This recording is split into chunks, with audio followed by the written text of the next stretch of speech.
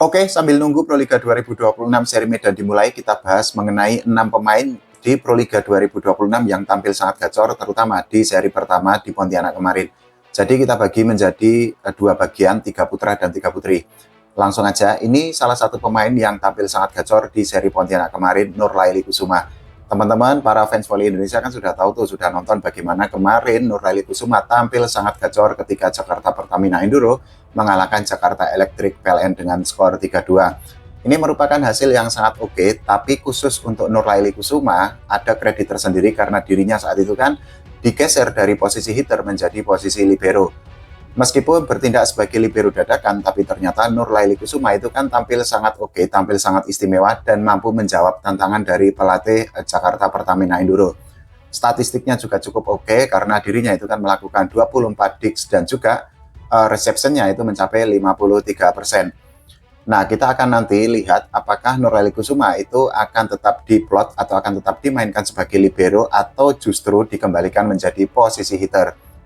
Pemain kedua, ini kita geser ke sektor putra, yang tampil sangat gacor di Proliga 2026 itu adalah Randy Tamamilang.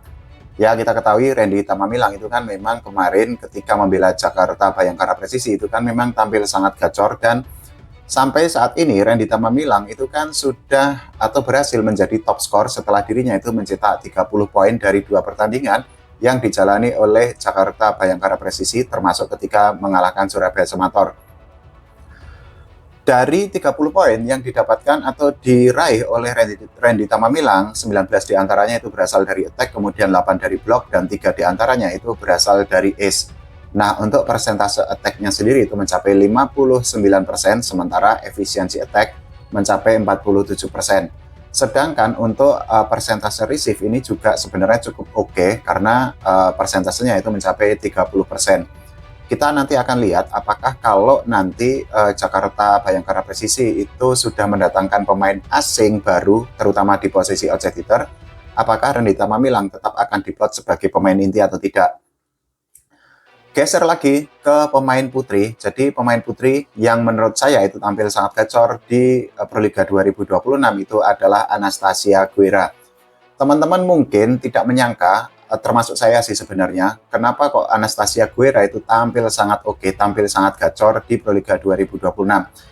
Saat ini Anastasia Guerra itu kan berada di posisi kelima di daftar top skor untuk sektor putri setelah dirinya itu mencetak 34 poin. Jadi dari 34 poin itu 32 diantaranya itu berasal dari attack, kemudian 2 poin lainnya itu berasal dari ace. Sejak awal musim sebenarnya ini saya ya agak meragukan Anastasia Guerra, karena ya mungkin kita melihat bagaimana ada Betania de la Cruz, kemudian ada pemain lainnya seperti Anna Belika, kemudian ada Neriman Ozoy yang ada di klub lain, dan nama-nama itu kan sebenarnya lebih oke jika dibandingkan dengan Anastasia Guerra. Tapi ya ternyata Anastasia Guerra itu kan tampil sangat gacor, tampil sangat oke, dan menjawab tantangan dari pelatih. Saat ini Anastasia Guerra itu kan memang kalau kita bicara total perolehan poin itu kan memang masih kalah jika dibandingkan dengan Neriman Ozoy yang saat ini berada di daftar puncak top skor Proliga 2026 setelah mencetak 45 poin. Dirinya itu juga masih berada di bawah Celeste Plak yang berada di menyumbangkan 42 poin, dan juga Yoncai Rapena yang mencetak 38 poin, serta Betania de la Cruz yang sudah mengoleksi 34 poin. Tapi bedanya gini, Betania de la Cruz itu kan sudah berpengalaman di Proliga, kemudian Neriman Ozoy juga sudah berpengalaman di Proliga, sementara Anastasia Guerra itu kan bisa dikatakan sebagai pendatang baru di Proliga, tapi ternyata dirinya itu bisa memiliki chemistry yang oke, adaptasinya juga berjalan dengan baik. Pertanyaannya, apakah nanti Anastasia Guerra itu bisa tampil gacor seperti di seri Pontianak? Nah, ini yang masih menjadi misteri, yang masih harus dibuktikan oleh Anastasia Guerra sendiri. Kita bergeser ke sektor putra lagi. Jadi pemain yang menurut saya itu ternyata di luar ekspektasi atau di luar harapan dalam konteks positif ini ya. Liosbel Mendes yang membela Medan Tirta Bagasasi. Sebelumnya itu kan memang ya Liosbel Mendes itu kan memang diragukan, tapi ternyata dirinya itu kan kemarin di seri Pontianak itu kan berhasil mencetak 12 poin. Jadi dari 12 poin itu 10 diantaranya berasal dari attack, 1 dari block, dan 1 dari ace. Untuk sementara ini, Liesbel Mendes itu kan masih menjadi top skor di Tirta Bagasasi. Dirinya itu kan masih di atas Luffy Febrianugraha yang baru mencetak atau baru mengemas 11 poin. Entah nanti apakah Liesbel Mendes itu akan tampil gacor atau tidak, karena ya kita ketahui bahwa kalau biasanya itu kan pemain asing itu kan memang akan mendapatkan tuntutan yang lebih besar tuh. Mereka memiliki beban moral, mereka memiliki tanggung jawab yang lebih karena ya tentu saja bayarannya itu kan sangat mahal. Dan juga mereka itu kan sangat diharapkan untuk menggendong tim. Harapannya ya tentu saja Liesbel Mendes gacor, karena kalau nggak gacor ya kemungkinan bisa untuk di-cut seperti yang terjadi pada Yesel Punales ketika membela Surabaya Samator. Nah, kita bergeser ke putri lagi. Ini pemain yang menurut saya gacor. Ini kita bisa beda pendapat lah ya, nggak apa-apa, kita diskusi sehat saja.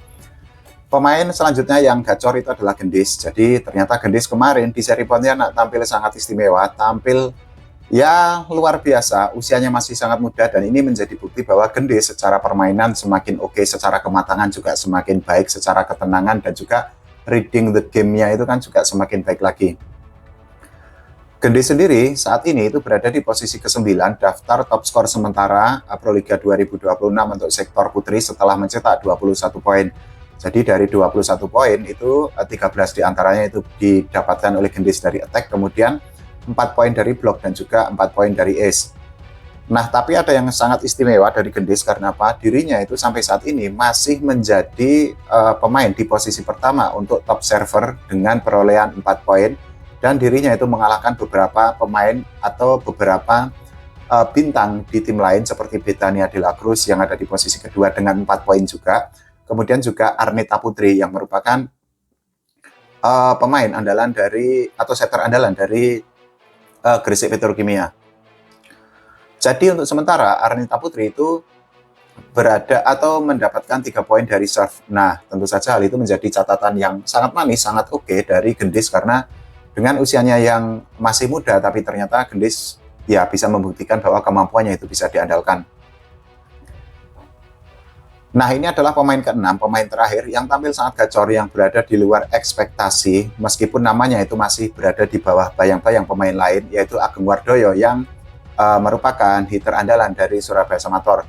Kalau kita bicara tentang Surabaya Samator, ya mungkin kita akan lebih familiar dengan Rama Faza Fauzan, Livan Tabuada, ataupun Teddy Oka, tapi ternyata kemarin Ageng Wardoyo tampil sangat gacor ketika Surabaya Samator dikalahkan oleh Jakarta Bayangkara Presisi. Jadi Ageng Wardoyo itu berhasil mencetak 20 poin dan dirinya itu berada di posisi ketiga top skor untuk sektor putra di bawah Randy Tamamilang dan juga Rama Faza Fauzan. Dari 20 poin itu 16 didapatkan dari attack, kemudian 2 dari block dan 1 dari ace. Kenapa Ageng Wardoyo ini layak kita berikan apresiasi? Karena sebenarnya sekali lagi dirinya itu kan secara nama itu masih di bawah bayang-bayang seperti Rama Faza Fauzan yang saat ini itu kan menjadi top skor di Surabaya Samator. Belum lagi kalau kita bandingkan dengan hitter di tim lain, misalnya dengan Boy Arnis Arabi, dengan Randy Tamamilang, dengan Agil Angga, ya Ageng Wardoyo itu kan memang kalah secara nama. Tapi ternyata Ageng Wardoyo itu kan tampil sangat gacor, tampil sangat oke, kemampuannya juga semakin improve lagi, sehingga ya mungkin Ageng Wardoyo bisa menjadi senjata andalan bagi Surabaya Samator di seri-seri selanjutnya. Selain itu juga Ageng Wardoyo itu kan kalau di Proliga itu kan memang pengalamannya belum panjang, kecuali kemarin misal dirinya itu kan membela Eka Mandiri di Livoli.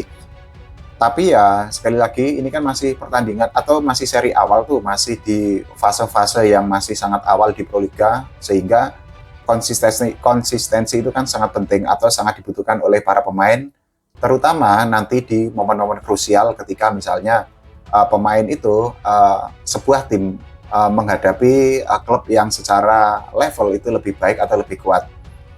Kalau menurut teman-teman semua bagaimana mengenai 6 pemain yang paling gacor di Proliga sampai saat ini? Kalau ada yang beda nggak apa-apa, kita diskusi sehat aja, silahkan tulis di kolom komentar. Jangan lupa doakan timnas Indonesia semakin baik lagi, dan juga voli Indonesia diurus oleh PPVSI semakin gacor lagi, semakin profesional lagi. Oke, terima kasih teman-teman semua.